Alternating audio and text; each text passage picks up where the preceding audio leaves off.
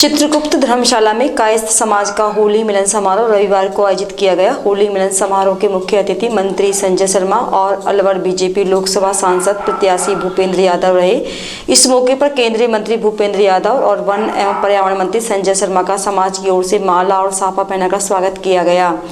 इस उपरांत मंच पर फूलों की होली खेली गई। कार्यक्रम के दौरान समाज के प्रतिभावान छात्र छात्रों को केंद्रीय मंत्री भूपेंद्र यादव और मंत्री संजय शर्मा ने सम्मानित किया।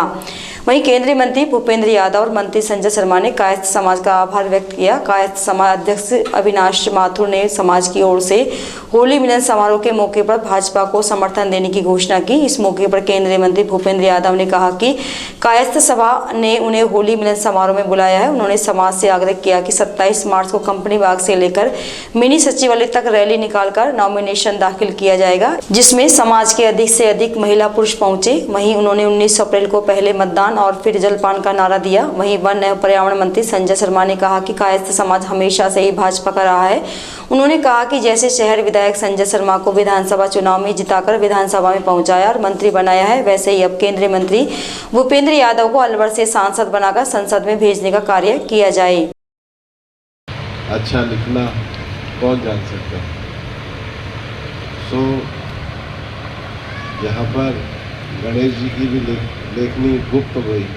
वहाँ पे भगवान चित्रगुप्त ने उन चीज़ों को लिखने का प्रारंभ किया और इसलिए कायस्थ समाज मेरे लिए नया नहीं है। और जो मुझे अपने ये जो राम जन्मभूमि का पट्टा पहनाया तो लखनऊ हाई कोर्ट में रविशंकर जी के साथ इस केस को लड़ने और सहयोग करने वाला एक वकील है और हमारे रविशंकर जी की बड़ी भूमिका भी थी। पटना हाई कोर्ट के सीनियर एडवोकेट हैं।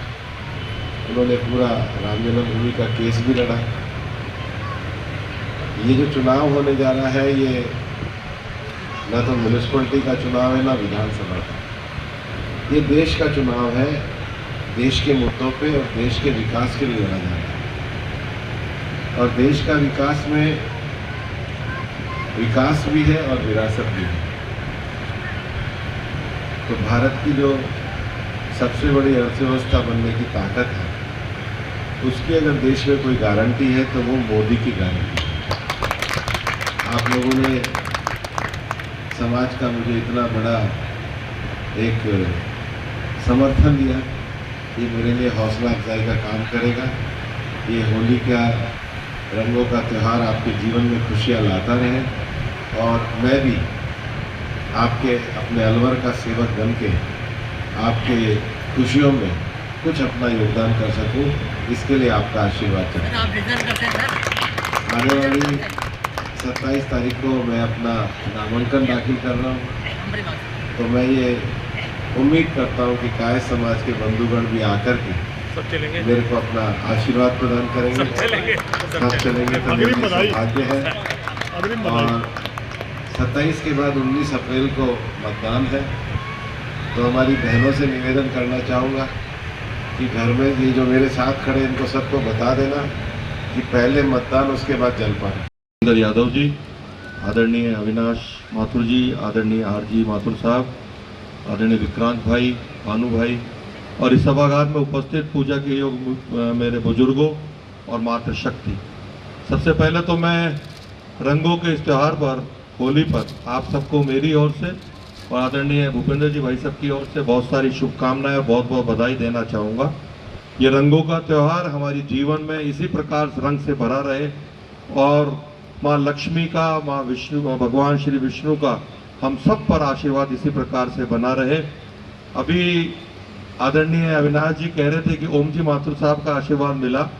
उनका आशीर्वाद तो मिला ही मिला, लेकिन और महत्वपूर्ण योगदान आदरणीय भूपेंद्र जी भाई साहब का था, क्योंकि 2018 में एक बात बताना चाहूँगा कि मैं भाई साहब के पास जनवरी माह में गया था, आपको ध्यान हो तो भाई साहब, और मैंने आपसे पूछा था कि मेरा जीवन क्या इसी प्रकार से चलता रहेगा, तो आपने कहा थोड़ा धैर्य रखो, सब अच्छा होगा।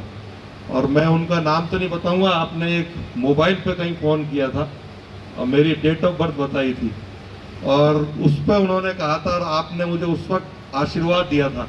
और 2018 में आदरणीय भूपेंद्र जी भाई साहब का आशीर्वाद, ओम जी माथुर साहब का आशीर्वाद फलीभूत हुआ और आप सबका आशीर्वाद फलीभूत हुआ जो आपके जनप्रतिनिधि के रूप में मैं राजस्थान विधानसभा में पहुंचा, और जब 2023 में मंत्रिमंडल की बात चल रही थी तो सबको जिज्ञासा रहती जो जीत के जाता है दोबारा के मंत्री बनेंगे कि नहीं बनेंगे।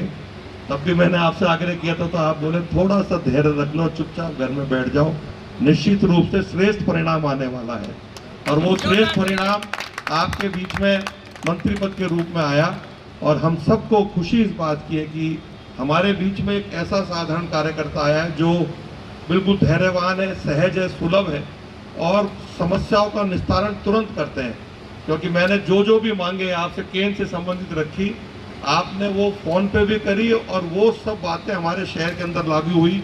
चाहे ईएसआईसी का अस्पताल हो, ईएसआईसी की डिस्पेंसरी हो जो आपके महकमे से जुड़े हुए हैं, पीएफ का रीजनल ऑफिस हो, ईएसआईसी का सब रीजनल ऑफिस हो, नटनी के 12 तक जो 4 लेन सड़क बनने की बात है उसका 156 करोड़ का बजट आपने आदरणीय नितिन गडकरी साहब से आवंटित कराया।